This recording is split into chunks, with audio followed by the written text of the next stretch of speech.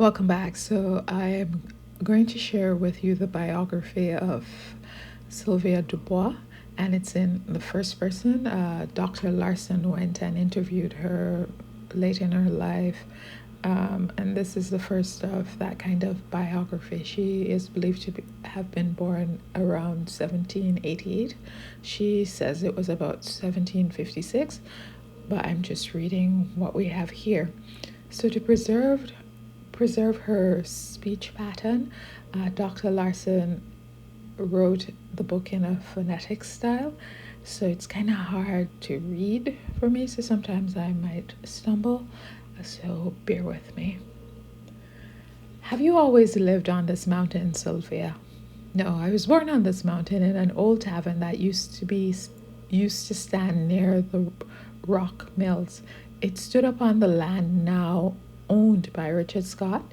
The old hotel was owned and kept by Richard Compton.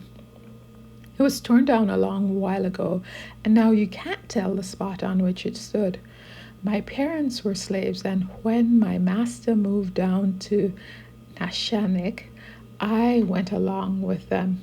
And when my master went to Great Bend on the Susquehanna, I went with him there. Afterwards, I lived in New Brunswick and in Princeton and in other places.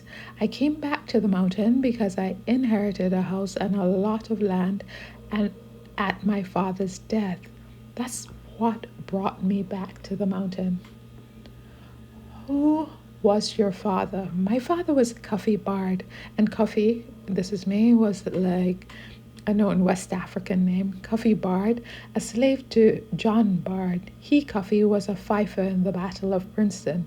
He used to be a fifer for the Minutemen in the days of the Revolution. And by the Revolution, she's talking about the Revolution with Britain, when America broke away from Britain.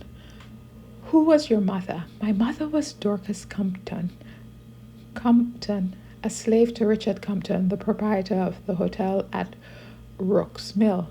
When I was 2 years old, my mother bought her time off Richard Compton, and you're going to hear that her mother bought her time. It's like mortgaging yourself, like saying, I'm free, I'm going to work now, and I'm going to pay you. Minuscule Dubois going her security for the payment over the money. As my mother failed to make payment at the time appointed, she became the property of Minuscule Dubois. With this failure to make payment, Dubois was greatly disappointed and much displeased, as he did not wish to fall to my mother and her children as slaves to him. So he treated mother badly, oftentimes cruelly. On one occasion, when her baby was but 3 days old, he whipped her with an ox guard, some severe implement, because she didn't hold a hog while he yoked it. It was in March. The ground was wet and slippery, and the hog proved too strong for her under the circumstances. From the exposure and the whipping, she became severely sick with a peripheral fever, but after a long while, she recovered. Under the slave laws of New Jersey, when the slave thought the master too severe, and the slave and the master did not get along harmoniously, the slave had a writ to hunt a new master. Accordingly, my mother Dorcas went in quest of a new master, and as Mr. W.M. Bard used to send things for her and her children to eat, when Dubois neglected or refused to furnish enough to satisfy their craving stomachs, and she asked him, Bard, to buy her. This he did, and she liked him well, but she was ambitious to be free. Accordingly, she bought her time off Bard, again mortgaged herself, but failed to make the payment and returned to him his slave. She was then sold to Miles Mr. Smith, who was a kind master and a good man, but she was ambitious to be free. So of Smith, she bought her time and went away to work and to live with strangers. But as she failed to make payment at the appointed time, she was taken back a slave and spent the remainder of her days with him and was buried about 45 years ago upon his homestead. Of course, I remained a slave to Minister Dubois. He did not treat me cruelly. I tried to please him and he tried to please me. And we got along together pretty well, excepting sometimes I would be a little refractory and then he would give me a severe flogging. When I was about 5 years old, he moved upon a farm near the village of Flagtown. While there, I had good times and plenty to eat, plenty of clothes, and plenty of fun. Only my mistress was terribly passionate and terribly cross to me. I did not like her and she did not like me, so she used to beat me badly. On one occasion, I did something that did not suit her, and as usual, she scolded me. Then I was sassy. Thereupon, she whipped me until marked me so badly that I'll never lose the scars.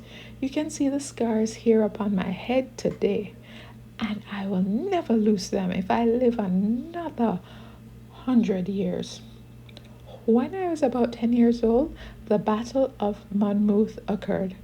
I remember very well when my master come home from that battle. Cherries were ripe and we were gathering harvest. He was an officer, but I do not know his rank.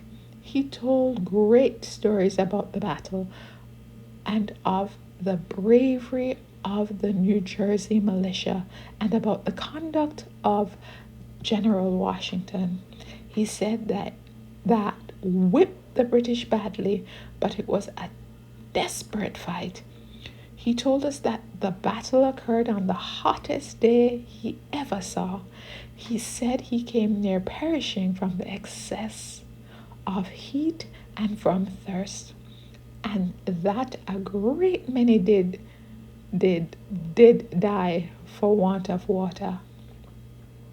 I also remember when my father and others returned from the battle of Trenton and Princeton, but I was younger then and only remember that it was winter and that they complained that they had suffered so much from cold and exposure.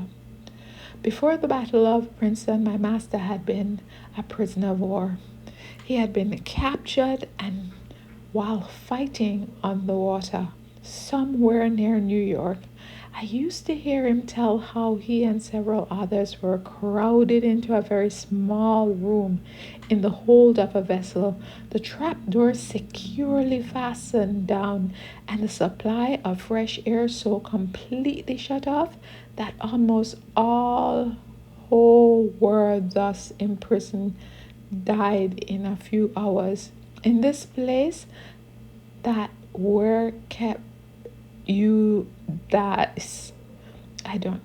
Dubois, by breathing with his mouth in close contact with a nail hole, held out until he was removed.